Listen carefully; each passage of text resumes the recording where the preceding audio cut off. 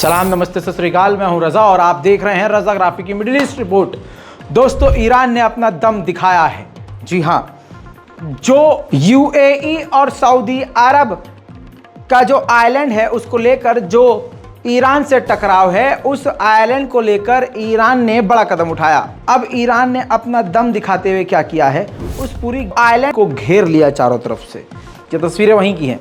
चारों तरफ से घेर कर अपनी ताकत दिखाई है, ड्रिल करी है, अपनी जो समुद्र की जो सेना है उसकी शक्ति दिखाई है। साथ ही उसने एक बड़ा खेल को और खेल दिया है।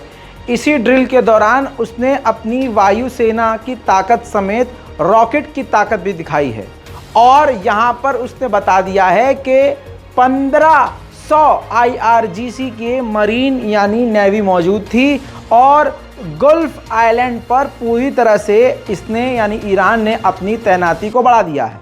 जो ऐलान किया है डराने वाला वो ये है कि 600 किलोमीटर तक लंबी दूरी तक की मार करने वाली खतरनाक मिसाइल भी अपनी नेवी के वेसल्स यानी युद्धपोत पर, जो मिनी युद्धपोत होता है, जो नेवी शिप होती है, उस पर भी ईरान ने तैनात कर दी है। यानी अपनी नेवी की ताकत बढ़ाई है और तुरंत उसे उसी वक्त समुद्र में दिखाई है। इस ताकत को देखने के बाद अमेरिका खुद इस वक्त सकते में पड़ चुका है। उधर इजराइल के अंदर भी ईरान और हिजबुल्लाह का खौफ इस वक्त सबसे ज़्यादा बढ़ा हुआ है। आपको बता दूं कि इजराइल ने एक रिपोर्ट जारी करके डर जताया है। कहा है कि हिजबुल्लाह के पास केमिकल वेपन है, घातक हथियार हैं, रासायनिक हथियार हैं और उसका इस्तेमाल इजराइल से जंग के दौरान हिजबुल्लाह करने के लिए तैयार है। वहीं सीरिया के अंदर जो केमिकल वेपन की फैक्ट्रीज हैं उस पर ईरान कब्जा करना चाहता है, अपना कंट्रोल करना चाहता है। अगर ऐसा होता है तो ये इजराइल के लिए बड़ा खतरा होगा। उधर ईरान के एक इंडस्ट्रियल शहर, जिस शहर का नाम दुरूद है, आग लग गई है।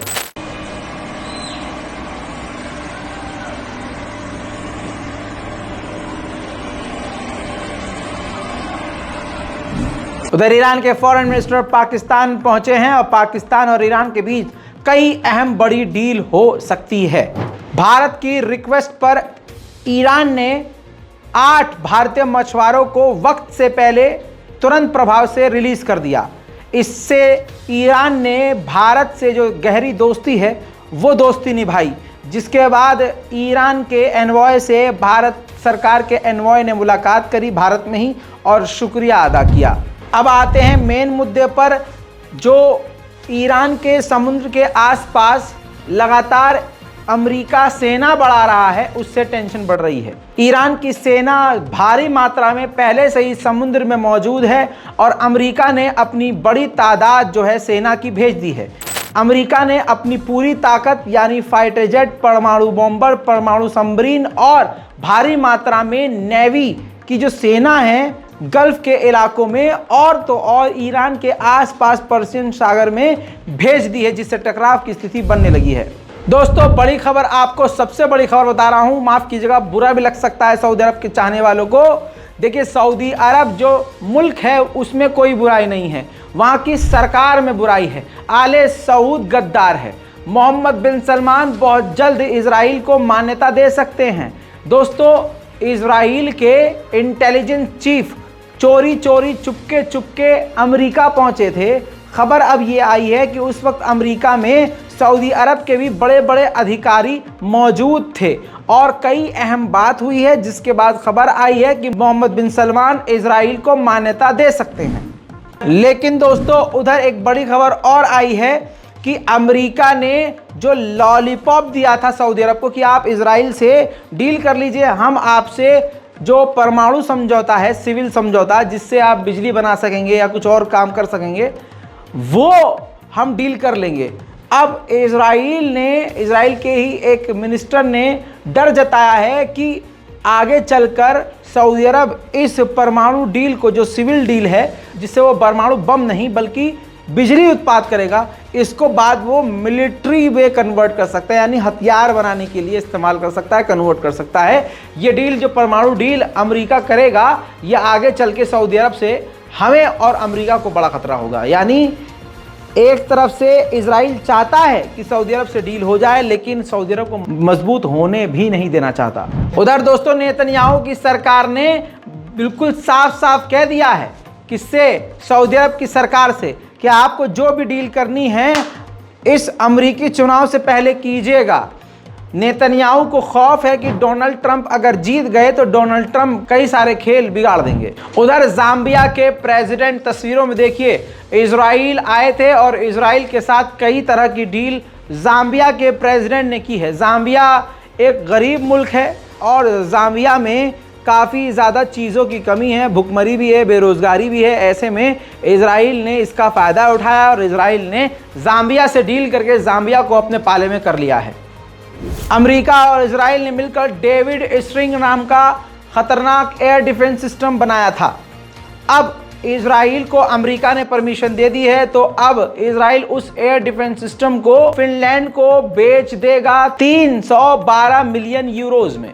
उधर इजराइल का प्रेसिडेंट लेबनान के बॉर्डर पर पहुंचा और वहां जाने के बाद हिजबुल्लाह को धमकी दी बॉर्डर से ही, और कहा कि अगर कोई भी आक्रामक कार्रवाई की तो जवाबी कार्रवाई कर कर हम तुम्हें बड़ा नुकसान देंगे। लेकिन हकीकत यह है कि इजराइल डरा हुआ है हिजबुल्लाह से, क्योंकि रिपोर्ट यह है कि फ्रांस बीच में पड़ा हुआ है। फ्रांस इजराइल और हिजबुल्लाह के बीच बातचीत करवा रहा है, यानी मीडिएशन करवा रहा है, ताकि दोनों के बीच जंग ना हो। उधर मुर्दा ओआईसी ने कहा है कि ये जो इजराइल है, इसने जो मस्जिद अल अक्सा में घुसपैठ की है और नुकसान कर रहा है और लगातार घुसपैठ कर रहा है, इससे पूरी दुनिया के मुसलमानों को इजराइल आहत कर रहा है।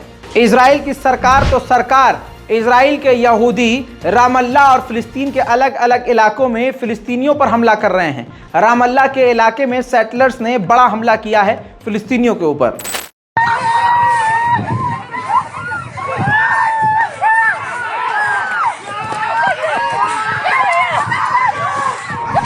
उधर जलील स्वीडन के प्रधानमंत्री ने डर जताया है, वार्निंग दी है कि जो हमारे देश में बार बार कुरान पाक को जलाया जा रहा है, इससे हमारे देश में हमले हो सकते हैं, धमाके हो सकते हैं, हमारी नेशनल सिक्योरिटी को खतरा बढ़ गया है। उधर स्वीडन ने एक महिला को परमिशन दे दी है कि इजराइल की एम्बेसी के बाहर वो इजराइल यहूदियों की तोरा किताब को जला सके।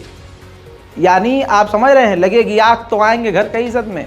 मुसलमानों के कुरान जलाए जाने पर जो हिजड़ों की तरह ताली बजा रहे थे, अब यहूदियों की धार्मिक किताब जलाने पर भी ताली बजाओ, और सभी की धार्मिक किताबों को इसी तरह से तालियां बजाने पर सबका नाम बलेगा, सारी किताबें जलेंगी। एक लंबे समय तक यमन और सऊदी अरब के बीच हिंसक झड़प होती थी, लंबे समय तक जंग हुई थी, लेकिन सऊदी अरब और यमन के बीच अब दोस्ती हो चुकी है। और इसका एग्जाम्पल ये है, सबूत ये है कि 1.2 बिलियन डॉलर सऊदी अरब ने यमन की सरकार को दे दिया है, वहां के मकानों को, वहां की बिल्डिंग्स को बनाने के लिए, रिकवर करने के लिए।